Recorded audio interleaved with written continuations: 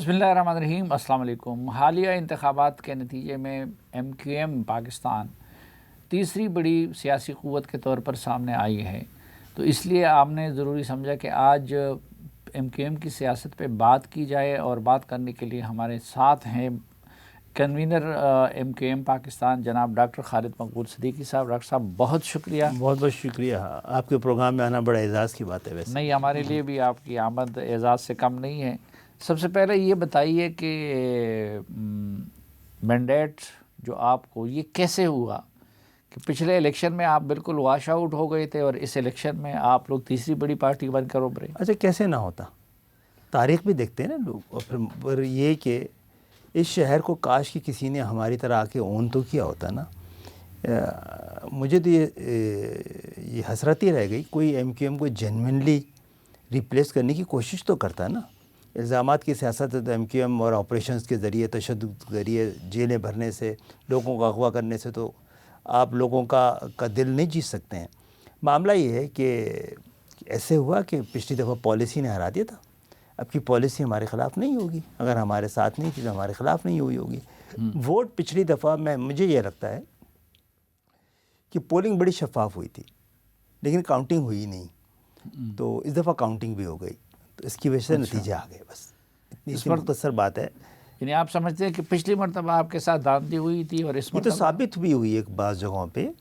2018 کے جو ہمارا اس وقت کا NA 232 ہے، جو کہ ملیر اور شاہ فیصل پہ مشتمل ہے، اس کا نمبر کچھ اور تھا اس وقت ری کاؤنٹنگ میں ہمارا امیدوار جیت بھی گیا تھا، اناؤنس نہیں کیا گیا، اور باقی جگہوں پہ پھر ہمت ہی نہیں کی گئی، کیونکہ فیصلہ ہو چکا تھا کسی کو لانے کا مصنوعی طور پہ۔ تو مجھے نہیں لگتا ہماری قربانی دینے کی کیا ضرورت تھی۔ ہم تو جنہوں نے بھی فیصلہ کیا تھا پالیسی سازوں نے، وہ ہماری سیٹیں جتوا دیتے، ان کو فائدہ ہی ہونا تھا۔ تو بہرحال سارا کراچی جو لوگ جیتے تھے نا سلیم بھائی، وہ صبح حیران تھے کہ کیسے جیت گئے، وہ بھاگتے تھے، ان کو زبردستی کھڑا کیا گیا تھا، اور جنہوں نے جتوایا تھا وہ اگلے ہفتے سے پریشان تھے۔ اچھا، وہ تو یہ پھر جو آڈیو ٹیپ آئی ہے اس کی کیا حقیقت ہے کامران ٹھسوری صاحب کی، اور اس میں اعتراف کر رہے ہیں؟ نہیں، اعتراف ہم نہیں کر رہے ہیں، وہ یہ بتا رہے ہیں کہ پاکستان مسلم لیگ نے یہ کہا ہے کہ پاکستان پیپلز پارٹی یہ کہتی ہے کہ ایم کیو ایم کا مینڈیٹ جعلی ہے، تو وہ یہ بات یہ تو نہیں کہہ رہے کہ ہمارا مینڈیٹ جعلی ہے، یہ تو دونوں نے نہیں کہا ہے نا، انہوں نے تو کہا وہ ان کو کوٹ کر رہے ہیں، ان کا الزام۔ وہ دیکھیں کوئی غیر معمولی بات نہیں تھی، ہاں، وہ ہم نے رابطہ کمیٹی کو جو مذاکرات ہوئے تھے اس کی تفصیلات سے آگاہ کر رہے تھے، تو انہوں نے کہا بھئی مذاکرات میں پہلی بات کی طرف سے یہ آئی ہے، تو ہم نے ان سے کہا تھا اگر آپ کو بھی ایسا لگتا ہے تو میرا خیال ہے ضرورت ہی نہیں تھی ہمیں بلانے کی۔ انہوں نے کہا نہیں، ہمیں نہیں لگتا ہے، لیکن آپ کو بیک گراؤنڈ بتا رہے ہیں، تو یہ اتنی سی بات ہے۔ یہ کیسے ہو سکتا ہے کہ کراچی سے پی ٹی آئی کو ایک بھی سیٹ نہ ملے؟ تو کراچی کو پی ٹی آئی کو اس سے پہلے کراچی میں سے کون سی سیٹ ملی؟ اگر اس پالیسی والے وہ الیکشن کو الگ کر دیا جائے تو کب ملنی تھی اور کیوں ملتی؟ پی ٹی آئی کو تو کراچی کے لوگ نہیں ملے 18 میں الیکشن میں کھڑا کرنے کے لیے، اور کبھی ایک آدمی بھی نظر آیا پی ٹی آئی کا؟ ایون یہ جو معاہدہ کیا تھا، بڑی اہم بات کر رہا ہوں سلیم بھائی، جو معاہدہ کیا تھا پی ٹی آئی سے ہم نے کہ K4 بھی بننا چاہیے، S3 بھی بننا چاہیے کراچی کو، یہ تو پی ٹی آئی ہم سے کہتی ہے بھائی تم ہارے ہوئے لوگ ہو، تم ادھر بیٹھو، کراچی کا معاملہ ہمارا معاملہ ہے، ہم بتائیں گے کراچی میں کیا کیا ہونا ہے، آپ کیوں بتا رہے ہیں؟ وہ تو اجنبی لوگ تھے، ان کو یقینی نہیں آیا آخر تک کہ وہ کراچی سے کبھی جیتے بھی ہیں، اسی لیے نظر نہیں آئے۔ ہمیں کیا ضرورت تھی؟ پی ٹی آئی جب ہمیں ہرا چکی تھی نا 2018 کے انتخابات کو، اگر آپ تسلیم کر لیں تو وہ کھڑی ہو جاتی نا کراچی کے وکیل کے طور پر، کراچی کے جینوین نمائندوں کی حیثیت سے کہ بھائی آپ چھوڑ دیں، اب آپ کا یہ دکھ درد ہمارا دکھ درد ہے، کراچی کے مسئلے ہم حل کریں گے، آپ کو ضرورت نہیں ہے۔ ہم کیوں بولتے رہے کہ بھئی آپ نے جو کراچی سے وعدے کیے پورے کرے؟ بھئی آپ وزیر اعظم آپ کا تھا، ہم ریسیونگ اینڈ پہ تھے، صدر آپ کا تھا کراچی سے جتوایا ہوا، 3 وزیر آپ کے تھے جو کراچی سے جیتے ہیں، گورنر آپ کا تھا جو کراچی سے جیتے ہیں۔ بھائی ہم تو ایک کارنر بیٹھا دیتے، بلکہ ہمیں اپوزیشن میں بیٹھے رہنے دیتے اور ختم کر دیتے ایم کیو ایم کو۔ اتنا کام کرتے آپ کہ لوگ ایم کیو ایم کو بھول جاتے ہیں. تو جس پارٹی کے لیے، اور جماعت اسلامی بھی یہ بات کہہ رہی ہے نا. نہیں ابھی جماعت اسلامی بھی بات میں آتے ہیں، جس پارٹی کے لیے آپ لوگوں کے ساتھ یہ ظلم روا رکھا گیا، تو پھر آپ لوگ اس پارٹی کے ساتھ حکومت میں اچھا کیوں دو بیٹھے؟ باتیں تھیں. ایک تو کچھ دیکھیں، میں تو اپرچونٹی کے بجائے اصولوں کی بات زیادہ کرتا ہوں. وہ یہ ہے کہ پیپلز جو نگراں حکومت سیٹ اپ نے الیکشن کرایا تھا، اس وقت تو پی ٹی آئی نہیں تھی نا، پالیسی ہی ہوگی. تو پی ٹی آئی اس کی بینیفیشری تھی، اور بینیفیشری یہ تھی. پھر ہمیں دیکھنا تھا کہ یہ 7 سیٹوں کے ساتھ ہمارے بغیر حکومت بن ہی نہیں سکتی، تو ایک نیا بحران آگے کھڑا ہو جائے گا. ہم سے تو ریکویسٹ ہی کی گئی ہے نا اس وقت.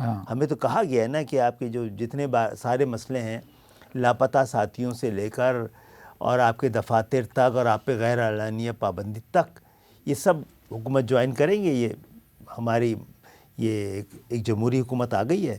یہ سارے مطالبے اپنے مطالبے میں ان مطالبوں کو حصہ بنائیں اور یہ مسئلے حل ہونے جائیں گے. تو ہمیں اس پہ کہ لڑتے کہ پی ٹی آئی ان سے پھر کیا کرنا تھا ہمیں.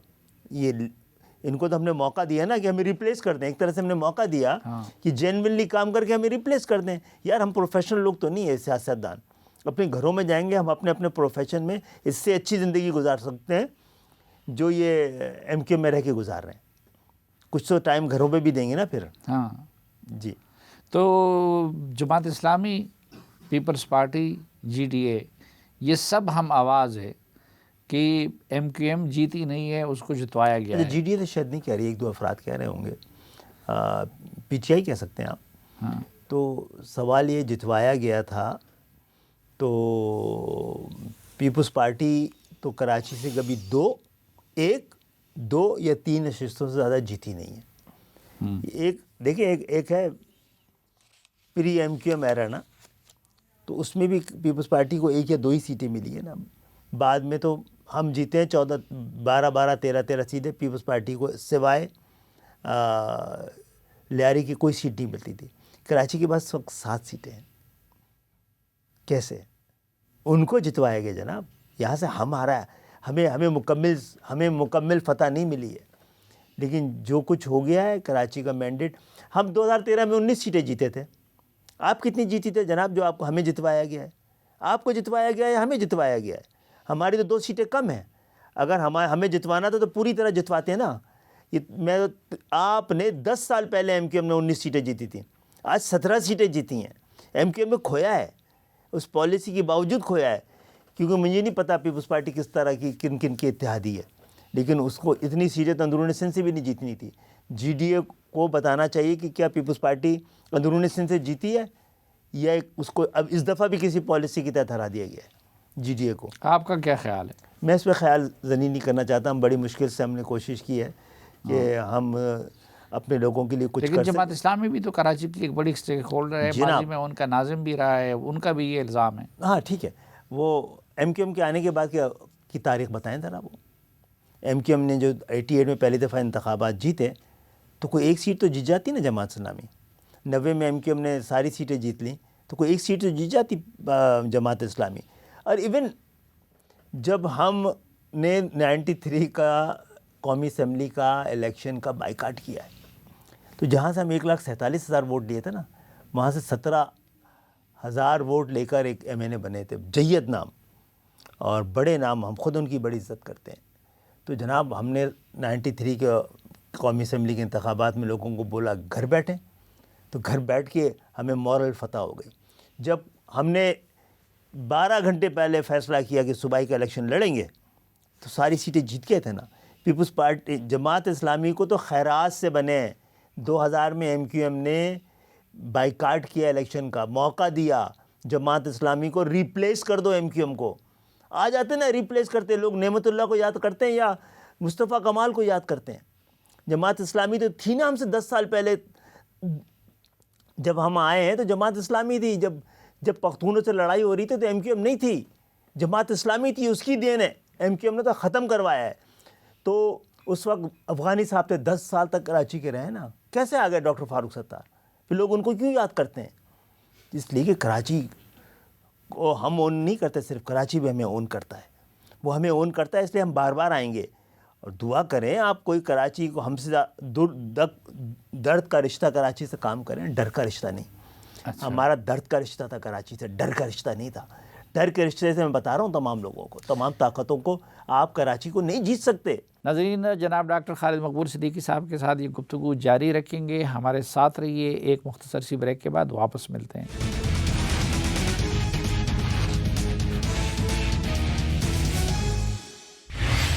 ایک بار پھر خوش آمدید آپ کو جرگے میں۔ آج کے جرگے میں ہمارے ساتھ ہیں MQM پاکستان کے مرکزی کنوینر جناب ڈاکٹر خالد مقبول صدیقی صاحب۔ ڈاکٹر صاحب، اب یہ مسلم لیگ نون کے ساتھ درد کا رشتہ ہے یا ڈر کا رشتہ ہے کہ جو آپ ان کا ساتھ دے رہے ہیں مفت میں؟ دیکھیں، ہم نے پاکستان سے محبت کا رشتہ ہے جس کی وجہ سے دیا ہے۔ ہم اس لرزتی ہوئی جمہوریت کو اس وقت بھی اچھا، ایک تو گو کہ ہماری ضرورت نہیں تھی ان کو، دونوں جماعتیں مل گئی تھیں، لیکن ان کو بھی پتہ ہے کہ یہ دونوں ملاپ جو ہے وہ بہت عرصے رہے گا نہیں، ان کو ہماری ضرورت پڑے گی۔ اور ہم جب ان کے ساتھ، ہم سے کچھ مانگ ہی نہیں رہے، ہم نے ان سے 3 سطریں مانگی۔ آپ سمجھتے ہیں کہ پیپلز پارٹی اور نون لیگ کا ملاپ زیادہ عرصے نہیں رہے گا؟ مجھے نہیں پتا کہ کس بنیاد پہ ہوا ہے، اس کے پیچھے محبت ہے، لیکن زیادہ عرصہ نہیں رہ سکتا، خطرہ ہے اس کا رہے گا، ہر وقت خطرہ رہے گا۔ دیکھیں، پچھلی دفعہ بھی تو 2008 میں بھی تو یہ ملاپ ہوا تھا نا، بہت جلدی ختم ہو گیا تھا۔ تو میں اس سے آگے بڑھ کے بات کروں گا کہ ہم نے تو 3 سطریں پاکستان کے آئین میں، پاکستان کا آئین جو 50 سال میں صرف حکمرانوں کی، جاگیرداروں کی، سرداروں کی، طاقتور طبقوں کی، طاقتور قوتوں کی حفاظت کرتا رہا ہے، ہم نے تو ان سے درخواست کی ہے کہ 75 سال بہت ہوتے ہیں، اب اس آئین کو اس قابل کریں کہ ہم سب کی حفاظت کرے، پاکستان کے عوام کی حفاظت کرے، کسانوں کی حفاظت کرے، مزدوروں کی حفاظت کرے، جو پہاڑوں پہ رہتے ہیں، بلوچستان کے غریبوں کی حفاظت کرے۔ تو ہم نے 3 سطریں لکھی ہیں جس سے ہمیں فائدہ 5% ہوگا، اگر اوورآل دیکھا جائے پورے پاکستان کو شاید 95% پائے گا۔ ان 3 سطروں میں کیا ہے، کیا معاہدہ ہوا ہے آپ اور حکومت کے مابین؟ دیکھیے، جو پوری دنیا کا جو طاقتور معاشرہ ہے، جو طاقتور طاقتیں ہیں، جہاں طاقتور جمہوریتیں ہیں، وہاں کا جو فارمولہ ہے وہی اپلائی ہے۔ وہ یہ ہے کہ جس طرح یہ پاکستان کا آئین وفاقی حکومت اور صوبائی حکومت کو تحفظ فراہم کرتا ہے، اسی طرح وہ دیہی حکومتوں کو بھی، شہری حکومتوں کو بھی، بلدیاتی حکومتوں کو بھی تحفظ فراہم کرے۔ جس طرح اس آئین میں درج ہیں اختیارات، خیرات نہیں مانگنی چاہیے کسی کو بھی، جیتنے والوں کو جو کونسلر ہی ہوں خیرات نہیں مانگنی چاہیے، آئین سے مانگنا چاہیے۔ آئین لکھ کے دے، ہمیں نہ وفاق سے چاہیے نہ صوبے سے چاہیے، آئین لکھ کے دے یہ اختیارات ہیں صوبائی وہ 3rd tier آف گورنمنٹ کے، یہ دیہی حکومتوں کے، شہری حکومتوں کے، بلدیاتی حکومتوں کے یہ محکمے ہیں، یہ اختیارات ہیں، آئین لکھ دے تاکہ اس پہ کوئی معاہدوں کی ضرورت نہ پڑے۔ اسی طرح یہ کہ نیشنل فائنانس کمیشن کو پروونشل فائنانس کمیشن کے ساتھ یا تو مشروط کر دیا جائے، یا پروونشل فائنانس کمیشن اور نیشنل فائنانس کمیشن ختم کر دیے جائیں، اور آئین میں فارمولہ طے ہو جائے کہ جس فارمولے کے تحت وفاق صوبے کو دیتی ہے، اسی فارمولے کے تحت، یعنی آبادی، غربت اور ریونیو کا جو فارمولہ ہے اس کے تحت آپ 3rd tier ضلعی حکومتوں کو بھی اسی فارمولے کے تحت، جہاں جتنی غربت ہو، جہاں پہ جتنی وہاں کی آبادی ہو، جتنا وہ ریونیو دیتے ہوں، اسی حساب سے آپ ضلعی حکومتوں کو دے دیں۔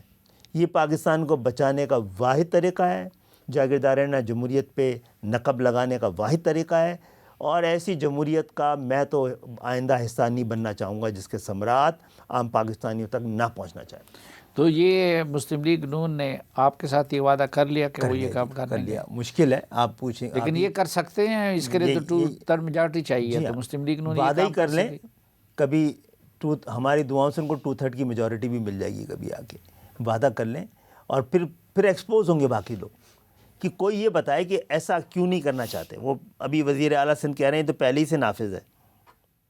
کیا نافذ ہے جناب؟ ایسا بلدیاتی اختیارات ہم تو کہہ رہے ہیں جو آپ کا نافذ ہے نا، وہ اس کو آئین کا حصہ بنا دو، چلو، تاکہ تم سے نہ مانگنا پڑے۔ لیکن آپ کی اگر پیپلز پارٹی کے ساتھ اس طرح کی مخاصمت جاری رہے گی، کیونکہ یہ کام تو پیپلز پارٹی کے بغیر نہیں ہو مخاصمت نہیں، قبضہ ہے جس کو چھڑوانا ہے۔ کراچی سندھ کے شہری علاقوں میں ان کا مینڈیٹ 0 ہے، جس کو جتانے کے لیے انہوں نے اس دفعہ نہ جانے کون سی سفارشیں لگوائی ہیں، کون سی لابنگ کی ہے، کہ کوئی ہو ہی نہیں سکتا کہ ڈیفنس کلفٹن سے آج تک نہیں جیتی پاکستان پیپلز پارٹی۔ لیکن مرکز میں تو آپ کو 2/3 میجارٹی کے لیے ضرورت ہوگی پیپلز پارٹی کے، لیکن آپ اگر ان کے ساتھ اس تلخ ماحول کو رکھیں گے تو کیا ہم نے تو ایسا ماحول نہیں رکھا ہے۔ ہم نے کیا کہا ہے؟ ہم نے ان کے اختیارات سلب کیے ہوئے ہیں، یہ 50 سال سے انہوں نے ہمارے سلیم صافی بھائی، یہ عجیب بات ہے، جن کے حق میں 50 سال سے سارے فیصلے ہوتے رہے، انہی کی سینسٹیویٹی کو ریاست بھی، صحافت بھی اور دانش بھی، سب کو ان کی سینسٹیویٹی کا خیال ہوتا ہے، جن سے 50 سال میں لیا گیا ہے صرف، کبھی کوٹا سسٹم کے، کبھی لنگوسٹک بل کے ذریعے، کبھی، اور یہ جو کوٹا سسٹم بھی تھا وہ 70 میں 3 شہروں کا 40% تھا۔ اگر آپ 50 سال میں، ہم نے عمران خان صاحب سے کہا تھا نا، ایک جوڈیشل کمیشن بنائیے کہ 10-15% سے زیادہ ملا ہے سندھ کے شہری علاقوں کو، یہ واقعی 40% ملا ہے، پتہ لگ جائے گا۔ اب زرداری صاحب اور محمود خان جگزئی صاحب بھی صدارت کا الیکشن لڑ رہے، تو آپ زرداری صاحب کو صدارت کا ووٹ دیں گے؟ نہیں، زرداری صاحب نے ابھی تک کوئی ایسا خواہش ظاہر نہیں کی ہمیں، تو ہم تو اپنا بھی کھڑا کر سکتے ہیں کسی کو۔ نہیں، اپنا امکان ہے کہ آپ اپنا بھی کھڑا کر دیں؟ بالکل، اور امکان کیوں نہ ہو؟ زرداری صاحب نے وہ کتنی سیٹیں ہیں چگزئی صاحب کی؟ ان کی تو خیر سیٹیں بہت کم ہیں، تو ہماری ان سے زیادہ ہے نا، تو ہم کیوں نہیں کھڑا کر سکتے جب وہ کھڑا کر سکتے ہیں؟ لیکن ان کو تو پی ٹی آئی نے کھڑا کر دیا۔ سن آف دا سوائل ہونا ضروری ہے اس کے لیے، صدارت کے لیے۔ نہیں، ان کو تو پی ٹی آئی نے کھڑا کر دیا نا۔ پی ٹی آئی نے کھڑا کر دیا، ٹھیک ہے، تو آپ کو کون کھڑا کرے گا؟ کوئی نہ کھڑا کرے جی، جیتنا ضروری تھوڑی ہے، جمہوری پروسیس میں حصے دار بننا ضروری ہے۔ تو جب آپ اس ایک گرینڈ الائنس کا حصہ بنے ہیں تو اس میں زرداری صاحب کو ووٹ کیوں نہیں دیتے؟ اگر انہوں نے مانگ لیا تو پھر بھی نہیں دیں گے؟ نہیں، ہم تو، ہمارا معاہدہ کسی گرینڈ الائنس کے ساتھ نہیں ہے، پاکستان مسلم لیگ نون کے ساتھ ہے، اور زرداری صاحب اگر ووٹ مانگیں گے تو اس پہ بات ہو سکتی ہے۔ تو مسلم لیگ نون کے ساتھ جو آپ کی ارینجمنٹ ہے، تو اس کے تحت یہ نہیں ہے کہ جو مسلم لیگ نون چاہے گی تو اس میں بیچا تھوڑی ہے، معاہدہ کی ہے۔ اچھا، اور گورنر کا کیا بنے گا؟ سنا ہے کہ ایم کیو ایم کو گورنر اسی طرح بدستور ملا رہے گا، یا کہ گورنر کو چینج؟ جی مرضی ہے ان کی، جی مرضی ہے ان کی، یہ ایک آئینی عہدہ ہے جس سے ہم نے تو ڈیلیور کر کے دکھایا ہے ہر بار، تو آپ سیریمونیل کسی کو لانا چاہتے ہیں لے آئیں۔ ایم کیو ایم اب نکل گئی ہے، اس دفعہ ہم سڑکوں پہ کے ذریعے اپنی طاقت کو دوبارہ بحال کریں گے، بغیر حکومت کی خدمت کا سلیقہ سکھائیں گے، اور بغیر سیاست کرے خدمت کو بڑھائیں گے انشاءاللہ تعالی۔ لیکن آپ لوگوں کا اصرار یہ نہیں ہے کہ کامران ٹیسوری صاحب کو کنٹینیو رکھا جائے؟ نہیں، ہمارا اصرار نہیں، ہم نے تو کہا تھا کہ دیکھ لیں، اگر ان کو لگتا ہے کہ آپ نے کام کیا ہے، انہوں نے کام کیا، اصرار نہیں، ہم نے مطالبے رکھے نہیں جناب، کیونکہ وہ تو مسلم لیگ نون نہیں کرنا ہے نا، تو اس حوالے سے کوئی ہم کہتے ہیں جناب آپ کو فیصلہ کرنا ہے اور آپ فیصلہ کر دیں، اور آپ کو لگتا ہے کہ ایک ارینجمنٹ 50 سال پہلے ہوئی تھی بھٹو صاحب کے دور میں، کہ جو سندھ کے شہری علاقوں کا جن کے پاس مینڈیٹ ہوگا ان کو یہ اختیار دیا جائے گا کہ وہ گورنر، یعنی کہ گورنر یا وزیر اعلیٰ دونوں میں سے ایک سندھ کے شہری علاقوں کا، تو وہ تو مجھ سے ابھی کسی نے پوچھا کہ کون آ رہا ہے سندھ کا وزیر اعلیٰ، میں نے کوئی سندھی ہی آئے گا، یہ مسئلہ کے پی کے میں نہیں ہے، یہ مسئلہ پنجاب میں نہیں ہے، آپ کے صوبے میں پختون بولنے والے زیادہ ہیں لیکن وزیر اعلیٰ زیادہ تر ہزارہ بیلٹ کے لوگ ہوئے ہیں، اسی طرح پنجاب میں سرائکی بیلٹ کے لوگ بھی سرائکی بھی بنتے رہے وزیر اعلیٰ، اور سینٹرل پنجاب کے لوگ بھی بنتے رہیں اور پوٹھوار کے بھی بنتے رہیں۔ نون لیگ اگر آپ کو اختیار دیتی ہے تو آپ ٹیسوری صاحب کو کنٹینیو کریں گے؟ ہمارے پاس بہت ساری چوائسز ہیں، اس میں ٹیسوری صاحب بھی ایک چوائس ہیں۔ اچھا، اور اگر نون لیگ اپنے اختیار کا استعمال کرتے ہوئے کسی اور اردو اسپیکر کو گورنر بناتی ہے، مرضی ہے ان کی، دیکھیں آپ لوگوں کو کوئی اتنا ریلیونٹ نہیں، دیکھیں ایم کیو ایک نئی فیس میں داخل ہو گئی ہے، الحمدللہ ہم نے اپنا مینڈیٹ واپس لے لیا ہے، اب اس مینڈیٹ کے ذریعے حکومتوں کا حصہ اس طرح بن کے اپنا ٹائم ضائع نہیں کرنا چاہتے نا، کہ ہر وقت آپ دیکھیں گے بیٹھے ہوئے سوال کر رہے ہوں بھائی آپ ناراض کیوں ہو گئے، آپ کی کیا بات نہیں مانی گئی، کیا نہیں، ہم تو اپنی بات اپنے عوام سے منوائیں گے اور ان کی بات مانیں گے، ایک نیا دور کا آغاز کریں گے۔ اچھا، آپ لوگ بھی پیپلز پارٹی کے نقش قدم پہ جاتے ہوئے حکومت جوائن نہیں کریں گے؟ دیکھیں ہماری خواہش یہی ہے، اور دیکھیں ہم تو ایک بڑے مشکل مرحلے سے نکلے ہیں، تو ہم مخالفت کے سارے دروازے بھی نہیں کھولنا چاہتے، ہم نہیں چاہتے کہ پھر ہمارے لوگ لاپتہ ہونا۔ دیکھیں یہ باقی جگہوں پہ مخالفتوں کے بعد نون کا تو ایک آدمی بھی لاپتہ نہیں ہے نا، پاکستان پیپلز پارٹی کا تو ایک آدمی بھی لاپتہ نہیں ہے، پی ٹی آئی کا بھی لاپتہ نہیں ہے، آتے ہیں 2-3 دن کے بعد نکل آتے ہیں سافٹ ویئر اپڈیٹ ہونے کے بعد، اور جماعت اسلامی کا بھی ایک بھی نہیں ہے کہ کسی کے دفتر بند نہیں ہے. اپوزیشن میں تو ہم ہی ہیں. نظام کے خلاف ایک کوئی اپوزیشن ہے پاکستان میں تو وہ ہم ہی ہیں. آپ کے بندے اب بھی لاپتہ ہیں؟ جی بڑی تعداد میں 200 سوا 200 200 لاپتہ ہے. اور آفیسز سارے بند ہیں, دفاتر سارے بند ہیں. اس کے باوجود الیکشن جیتے ہیں, تھڑوں میں بیٹھ کے, سیڑھیوں میں بیٹھ کے, محلے میں بیٹھ کے. تو آپ نے حکومت کے ساتھ معاہدے میں یہ شرط کیوں نہیں رکھا؟ نہیں رکھی جناب, ہم نے زندہ رہنے کا طریقہ جتا دیا ہے. اس بلیک میلنگ میں بھی نہیں آئیں گے, آفس کے بغیر بھی زندہ رہ سکتے ہیں. نہیں تو آپ حکومت کے ساتھ تو رکھ سکتے تھے نا شرط کے طور پر. نہیں کوئی شرط نہیں, ہم اپنی شرط روڈ کے ذریعے منوائیں گے. اور مسلم لیگ نون نے آفر کیے حکومت, ہم نے شرط منوا تو لی, یہ کر دینا تو یہ جماعتیں وہ یہ جماعتیں نہیں رہ جائیں گی. کہتے ہیں نا, کسی نے کہا پیپلز پارٹی اگر آپ کے تینوں معاہدے تینوں باتیں قبول کر لے تو آپ کے ان کے ساتھ حکومت بنا لیں گے. ہم نے کہا پیپلز پارٹی مان لے اگر یہ بات, تو یہ پیپلز پارٹی نہیں رہ جائے گی, تو پھر مان لیں گے ہم ان کے ساتھ حکومت بنانے میں مدد کریں گے. لیکن مسلم لیگ نون نے پیشکش کی ہے حکومت جوائن کرنے کی؟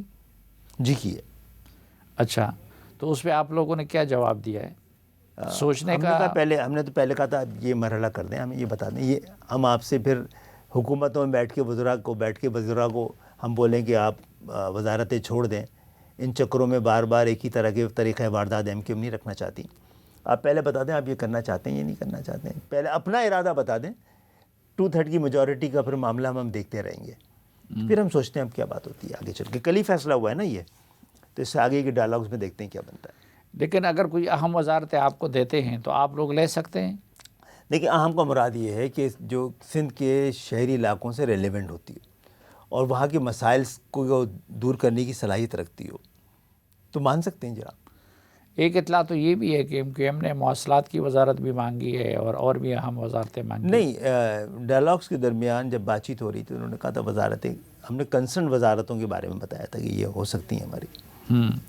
تو وہ کنسرن وزارتیں کون کون سی ہو سکتی ہیں؟ اس میں مواصلات بھی تھی, صحیح ہے, اور کیونکہ ایم کیو ایم کے پاس رہی ہے, اجنبی بات نہیں, اور ایم کیو ایم نے کر کے دیا تھا, اس میں کام کر کے دیا ہے. اور اس کے علاوہ یہ جو پورٹ اینڈ شپنگ ہے کراچی میں ہے نا, اصل تو سارے پورٹس یہاں سے, تو یہ بنتی ہی ایون شہری علاقوں کی بھی نہیں, کراچی کی بنتی ہے جہاں سے ہمارا 90% وہ ہے مینڈیٹ ہے. اس کے علاوہ ہم نے کہا تھا کہ آئی ٹی میں ہم نے 2-3 بڑے کام کیے تھے جو کہ ٹیبل پہ پڑے ہوئے ہیں, اور خان صاحب کے دور میں وزیر اعظم اور اعظم خان کے درمیان وہ ٹریول کرتا رہا, کیونکہ مجھے تو ایک چھوٹا سا نسخہ لگتا ہے جس سے پاکستان ابھی بحران سے نکل سکتا ہے. وہ یہی ہے کہ آپ کے پاس جو ٹریڈ ڈیفیسٹ ہے نا وہ آپ کا دور نہیں ہونے والا 20-30 سال میں. تو آپ human capital, train human capital کو تیار کر کے دنیا کی مارکیٹ میں کروڑوں لوگوں کی اس وقت ضرورت ہے, ان کو بھیجنے. پاکستان کی آبادی کا بڑی اکثریت نوجوانوں پہ ہے, تو انٹر کی جس کی میتھ اور انگلش اچھی ہو, لے کر پی ایچ ڈی کیا ہوا بھی ہو, اس وقت پی ایچ ڈی بھی کیا ہوا پاکستان کا ہو نا آئی ٹی میں, اس کی ضرورت نہیں ہے کیونکہ اس کو وہ پڑھایا نہیں گیا جس کی دنیا کو ضرورت ہے. وہ آپ 1 سال کا کورس کرا کے آپ 10 لاکھ لوگوں کو نکال دیں, وہ آپ کو ریمیٹنس بھیجیں گے 10 سال تک, پھر وہ آ کے آپ کے ملک کو ڈیجیٹلائز کر دیں گے پورا. دیکھیں سلیم بھائی, دنیا میں کبھی بھی ملک ترقی نہیں کرتا, پورا خطہ کرتا ہے. بڑی بدنصیبی ہمارا خطہ بھی ترقی شروع کر دی اس نے. پہلے میں کہتا تھا ایک پاکستان افغانستان کا ایک وہ ہے جزیرہ ہے جو اپنی جگہ کھڑا ہے, افغانستان کی کرنسی سب چیزیں آگے بڑھ رہی ہیں, تو پاکستان بھی کچھ مجبوری بتائے نا, کیوں نہیں کر پا رہا اپنے لوگوں کے ساتھ. لیکن اس کے لیے مستحکم حکومت کی ضرورت ہے. 10 لاکھ لوگوں کو ٹریننگ دینے کے لیے کس مستحکم حکومت کی ضرورت ہے؟ نہیں, یہ جتنی باتیں آپ نے بتائی نا وہ اگر ہم اس کو مجبور, لیکن لوگ کہتے ہیں کہ اس الیکشن کے نتیجے میں سیاسی استحکام نہیں آئے گا. وہ ہم شروع سے کہہ رہے تھے کہ اس کا مقصد یہ نہیں ہے کہ آپ دیکھیں, سچی بات تو یہ ہے. وجہ کیا ہے کہ دیکھیں سچی بات تو یہ ہے کہ پاکستان میں آپ جتنا ٹرانسپیرنٹ الیکشن کرائیں گے نا اتنی پولرائزیشن بڑھے گی. تو اس کا مقصد نہیں ہے کہ آپ ٹرانسپیرنٹ الیکشن نہ کرائیں, آپ پولرائزیشن کو ایڈریس کریں نا. لوگ میری بات نہیں مانتے. 70 کا الیکشن سب سے زیادہ آپ کا ٹرانسپیرنٹ تھا, اس کی پولرائزیشن دیکھ لیں. تو آپ نے ایڈریس نہیں کی نا, آپریشن کیا. اس کو ایڈریس کرتے تو پاکستان آج دنیا کا سب سے بڑا اسلامی ملک ہوتا, اور ایک طرف ایسی قیادت بھی ہوتی جو کہ جاگیرداروں سے تعلق نہیں رکھتی, مڈل کلاس کی ہوتی, تو پاکستان میں بہتری ہوتی نا. آپ نے تو آپریشن کیا. تو اب بھی آپ پاکستان کی جینوئن لوگوں کے مینڈیٹ کو سامنے آنے دیں, پھر اس کو ایڈریس کریں. پاکستان کے اقتدار میں اختیار میں سب لوگوں کو، جب تک ایک ایک پاکستانی کو برابر کا وفادار، برابر کا حقدار نہیں سمجھا جائے گا، پاکستان اپنے مسائل سے نہیں نکل پائے گا۔ لیکن یہ جو دھاندلی کے الزامات ہیں، اور ظاہری بات ہے کہ اس کا ہر وقت پارلیمنٹ میں بھی شور رہے گا، باہر بھی شور رہے گا، تو اس مسئلے کا کیا حل ہو سکتا ہے؟ دیکھیں اس وہ کے لوگ بھی لیے مطمئن ہو ایم کیو جائیں۔ ایم کے ساتھ بھی دھاندلی ہوئی ہے اس دفعہ، حیدرآباد میں بھی ہوئی ہے، کراچی میں بھی ہوئی ہے، میرپور خاص نواب شاہ سکر میں تو ہوئی ہے۔ تو کس ہم نے کی ہے؟ جس نے بھی کی ہو، تو ہم اس کے لیے صحیح راستے اختیار کریں گے۔ عدالت ایوان پہلے الیکشن کمیشن کے پاس جائیں گے، مجبور سے محکوم سے الیکشن کمیشن کے پاس جائیں گے، پھر عدالتوں کے پاس جائیں گے، ایوان میں شور مچائیں گے، پھر اکثر بہت مجبوری ہوگی تو سڑک کا راستہ اختیار کریں گے۔ تو آپ جب خود اس کو مجبور اور محکوم کہتے ہیں تو اس سے انصاف کی توقع کی جا ابھی سکتی تو ہے ہے، الیکشن اسی لیے کمیشن سے؟ حجت تمام کرنی بھی ضروری ہوتی ہے۔ ناظرین، ڈاکٹر خالد مقبول صدیقی صاحب کے ساتھ گفتگو کو آگے بڑھائیں گے، ہمارے ساتھ رہیے، ایک وقفے کے بعد دوبارہ ملتے ہیں۔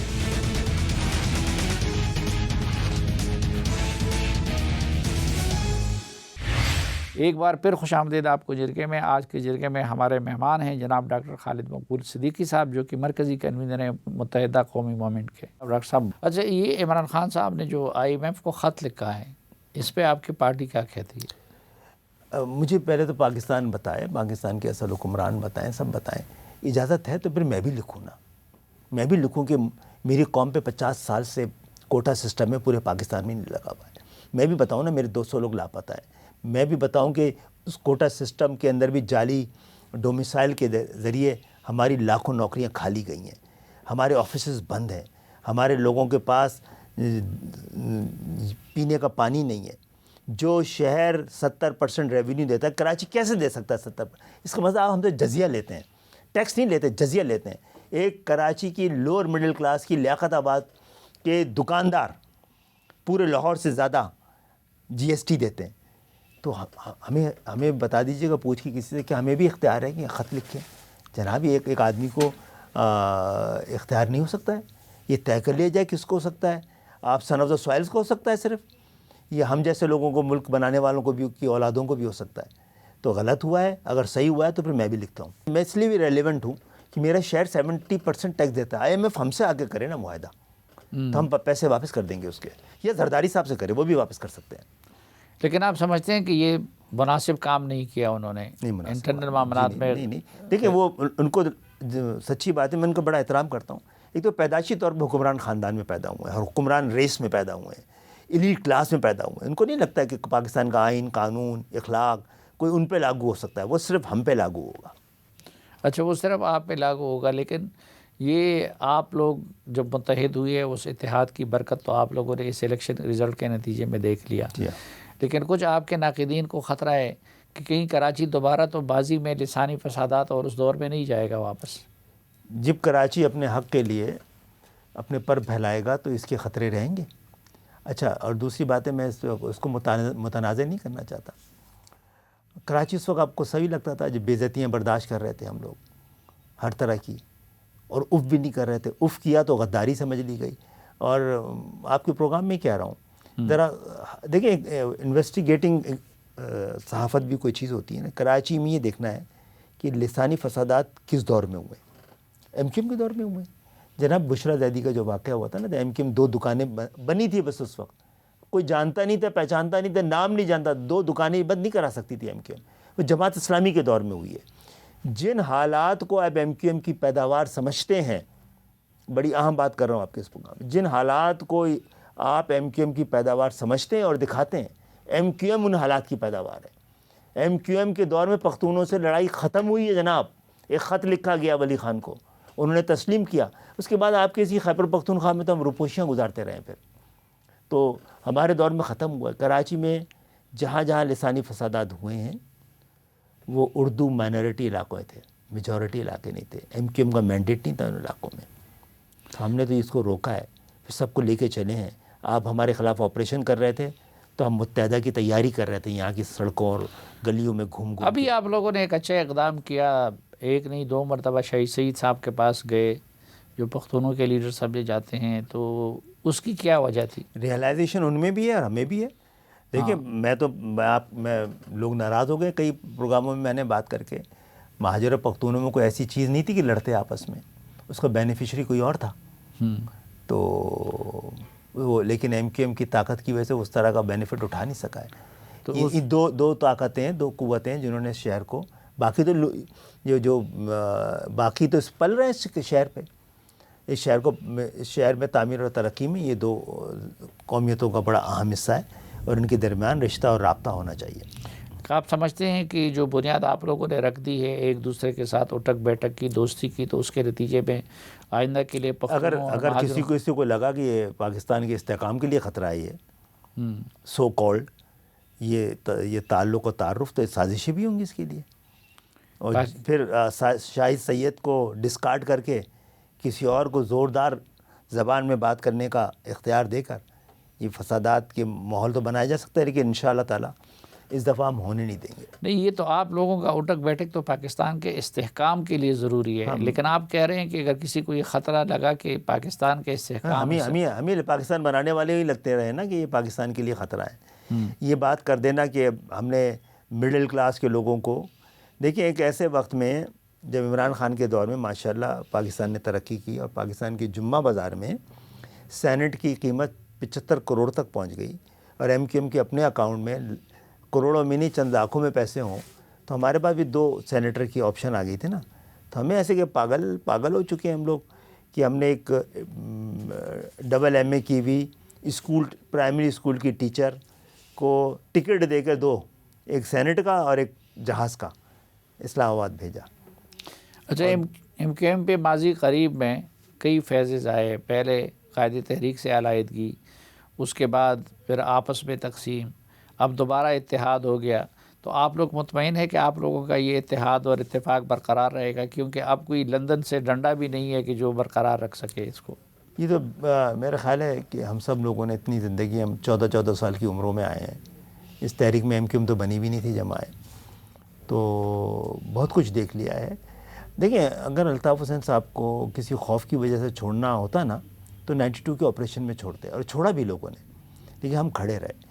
لیکن 8-10 سال سے بہت ساری وجوہات ہیں جس پہ اس وقت ذکر نہیں ہے. میں تو ابھی بھی آرام کہتا ہوں بھائی, ہم مڈل کلاس کے لوگوں کو انہوں نے وہاں بھیجا ہے, اسمبلی میں انہوں نے شناخت کرائی ہے, لیکن ہم نے بھی ان کی اپنی پوری زندگیاں ان کو دی ہیں نا اس تحریک کے لیے. ہم نے بھی جس درجے کے لیڈر بنے اس میں ہم سب کا کنٹریبیوٹ ہے, پوری قوم کا کنٹریبیوشن ہے. ہم نے اپنی جوانیاں دی ہیں, اور عام لوگ تو نہیں تھے, ہم پروفیشنل کالج کے لوگ تھے زیادہ تر, جنہوں نے بنایا تھا, ساتھ دیا تھا, تو وہ بھی اپنی ذمہ داری پوری کر لیتے نا.